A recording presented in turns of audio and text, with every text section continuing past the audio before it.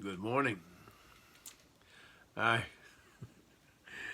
am getting started a little late this morning, but it's all right because it's going to be in plenty of time to get there for our Bible study Sunday school. I say Bible study / Sunday school at 10 o'clock, and then the sermon at 11.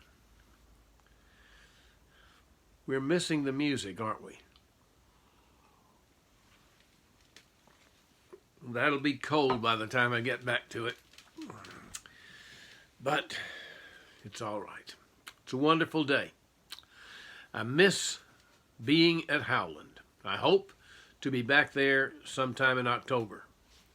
Now, I am thankful for this medium. You know, if this had happened 10, 12 years ago, we wouldn't have had this. There wouldn't have been any opportunity for this. So at least we can gather this way, and that's a good thing. Today we are continuing our study as we began a couple of weeks ago about the law of God. Now, we've talked about this in Sunday school, and we've talked about this in our worship service in our sermon. But listen, as much as we've talked about it in the last couple of weeks, it's anything but exhaustive. It's not even what I would call in-depth. We talked about 4 words: law, idolatry, love, surrender. To me, the 10 Commandments can be summed up with those words. Today, we are dealing with the 12th verse, the 5th commandment. Honor your father and mother, that your days may be long in the land that the Lord your God is giving you. Now, that is a commandment, and I think that in the 10 Commandments, the primary emphasis is on adults honoring their fathers. It was an important thing in those days. We'll get to that in a minute. First, I do want to talk about children honoring your fathers and mothers. Honor your father and mother. And it's important that we as Christians understand that this is a commandment that may have meant one thing at the time that it was given, and is flexible enough that it means another thing in our day. As a matter of fact, when Paul was writing, when Jesus was talking, we had a whole different situation. Listen, way back when the commandments were given, we're talking about a couple of millennia ago, and three millennia, I don't know what I'm thinking, another moment. At any rate, at that point in time, 1000, 1100, 1200 BC, there was a whole different kind of atmosphere and a whole different kind of culture than there was when Paul wrote in the 1st century. Because the Israelite clan tribe, that was one thing 1100 BC. And what they were living in now was a Roman culture, and 1100 years made a lot of difference. You look back at the last 1100 years, it's made a lot of difference in the world, hasn't it? I mean, we have so much more now. Everything is so much different now in many ways than it was in the 1st century or even in the 10th century. 11th century. See, we have different kinds of things and different kinds of family structures. So when Paul wrote, he was writing to families and trying to encourage families to live together and to live together harmoniously and to live together in the shadow of God's love and God's grace and God's goodness and God's direction. So he wrote, here's from Ephesians 6. First verse through the fourth verse, eventually we'll get to. Children, obey your parents in the Lord, for this is right. Honor your father and mother. This is the first commandment with a promise that it may go well with you and that you may live long in the land. Now, there's some disagreement about whether Paul was talking to little children, 10 years of age, 12 years of age and under, or whether he was talking to adult children. And I suspect he was talking to all children. In Colossians, the letter to the Colossians, in the 3rd chapter, he says much the same thing. Children, obey your parents in everything, for this pleases the Lord. Now, there are a couple of phrases there that I think are important. In the Lord pleases the Lord. In the Lord, that's in the Ephesians passage, pleases the Lord is in the Colossians passage. Children should be subject and obedient in all things that are lawful, all things that are just, all things that are good, in everything that is not sinful and unlawful. I think that is the emphasis there. Because this is in the Lord, because it pleases the Lord. Not just because it pleases mom and dad, but because it pleases the Lord. And he follows this up in the Ephesians passage by saying, for this is right. This is just the right thing to do. Parental perspective for smaller children, and sometimes up until a child becomes an adult, is far beyond a child's perspective. Even today, when we see young people involved in some of the protests, the peaceful protests, meaning to a large degree the rioting and the looting that's taking place in some places in our country. When we see these kinds of things happening, we're understanding that these young people do not seem to have a sense of perspective about what they're doing. I saw one article about 7 or 8 young people in New York from not just privileged neighborhoods or privileged homes, but sons and daughters of millionaires and billionaires who were arrested for smashing windows and rioting in New York. The perspective seems to be skewed. Perhaps the parental guidance was not there to begin with, but we're not here to judge that. What we're here to say is that I believe that what Paul was saying is that parents have a perspective that comes from experience that children do not have.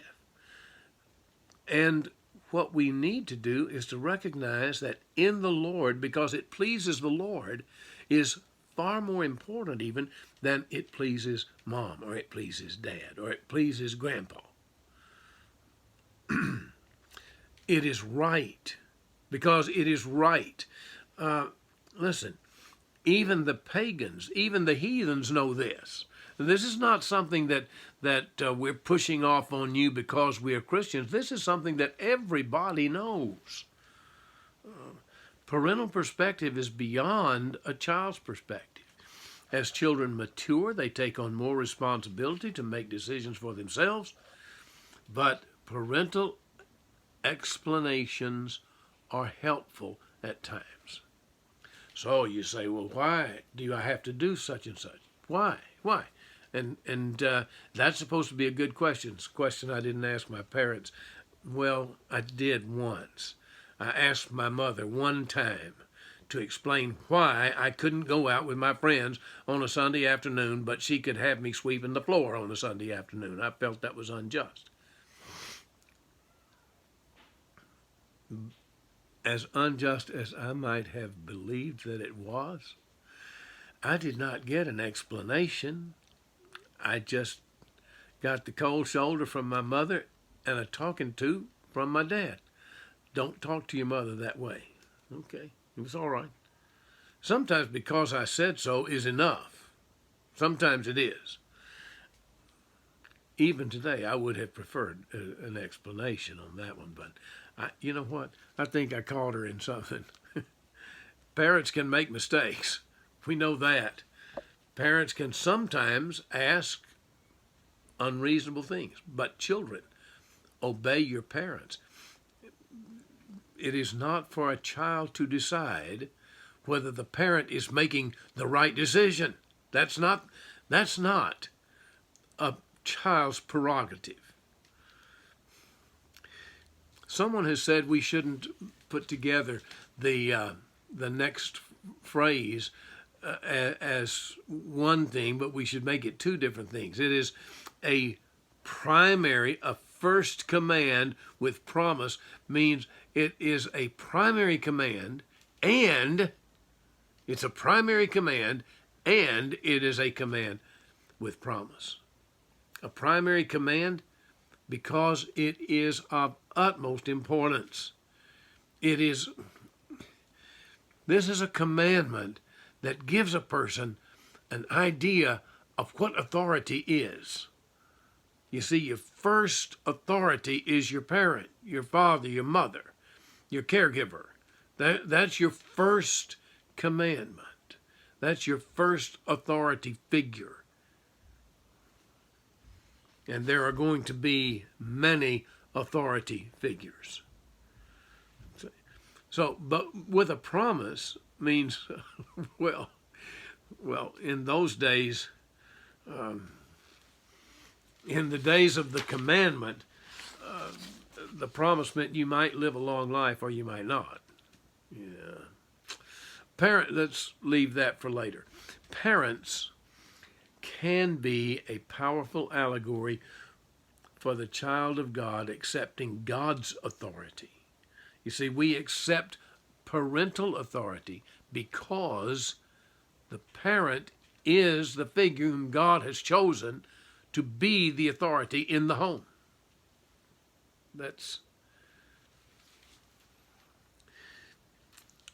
And you know what? It is an awesome task.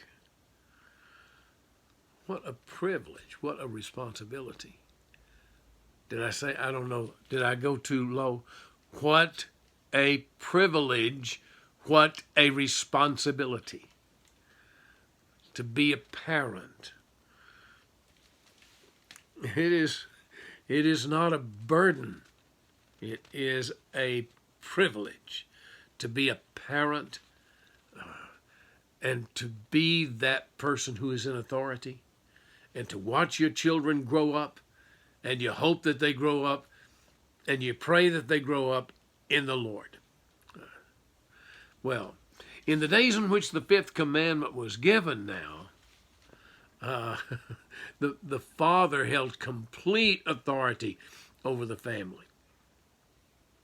The family was the clan, all right? So you have Father Abraham, and then you have Isaac, and then you have Jacob, and then you have Joseph, and then you have the 12 clans or the 12 tribes. The tribe survived only so long as the father survived. Without the father, there was no survival for the family. You understand? Society would break down. That family would die. That family would be pushed aside without a father in the family. There had to be a man figure, a male figure. This is, you understand, this is 1200 years BC, 1100 years BC. And these fathers had absolute authority. As a matter of fact, they could, if a child was disobedient or irascible, a child could be stoned to death, could be stoned to death at the word of the father. Now, those were crude and cruel days, and our days are different. But that's the way it was then. The tribe survived only so long as the father survived. So that honor your father and mother so that your days may be long in the land that the Lord has given you, that takes on a whole different meaning when you understand it that way. Today, we Christians can honor our parents genuinely.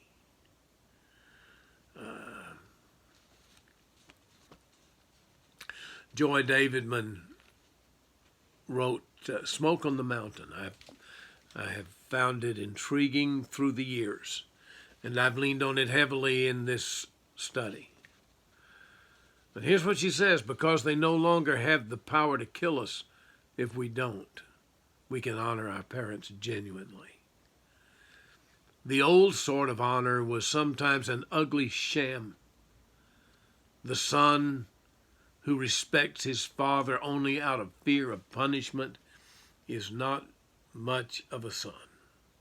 Just as the Christian who worships God only out of fear is precious little of a Christian. Yeah. Well, that's not the whole story, though, is it? You look into these passages in the New Testament, the 3rd chapter of Colossians, verses 20 and 21. Listen to this. Fathers, do not provoke your children, lest they become discouraged. And in Ephesians 6:4, fathers, do not provoke your children to anger, but bring them up in the discipline and instruction of the Lord. Now, there was an accompanying story in our lesson today. And it was a story of David's rebellious children. David's family was a sort of a mess. Well, that's mildly stating it. And the stories are fairly familiar. Amnon was his son. Amnon took advantage of his half-sister Tamar. He physically assaulted her and then dismissed her as if she were nothing but a scullery maid in his eyes. Her full brother, Absalom, was so resentful that David didn't do anything about it. David didn't do anything about it.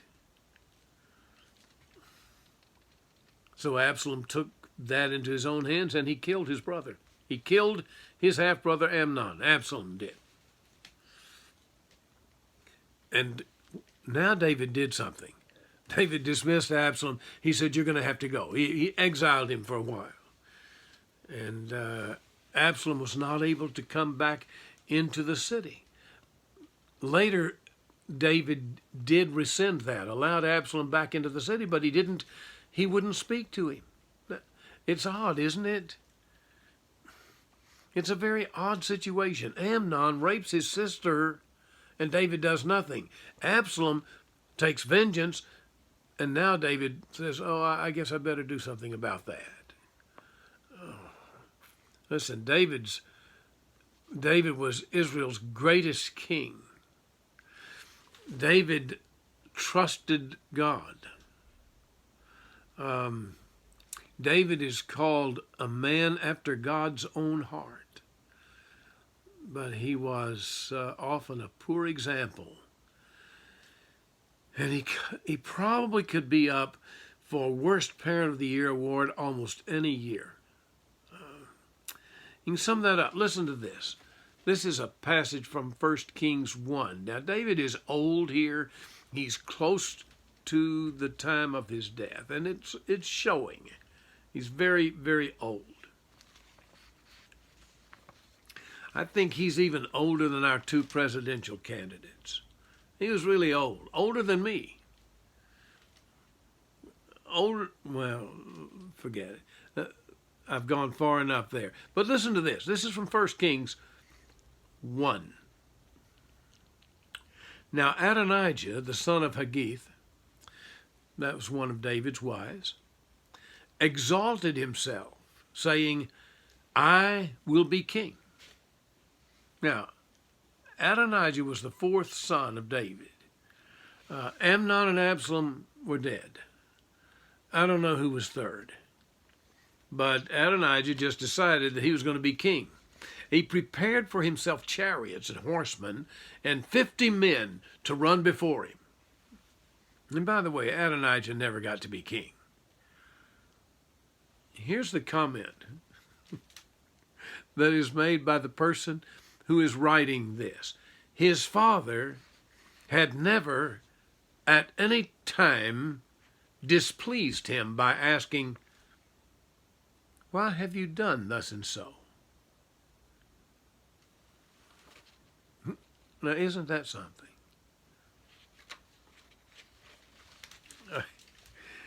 You know, when children are children, parents have to say, why did you do that?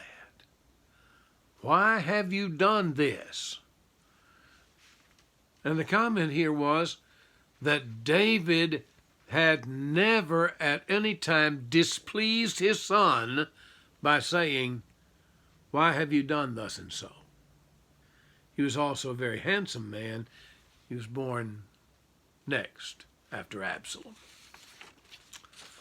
Well, there it is.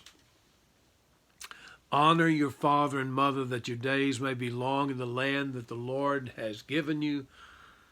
I think it really does speak to us. And as Christians, we have the opportunity to love our parents and to honor them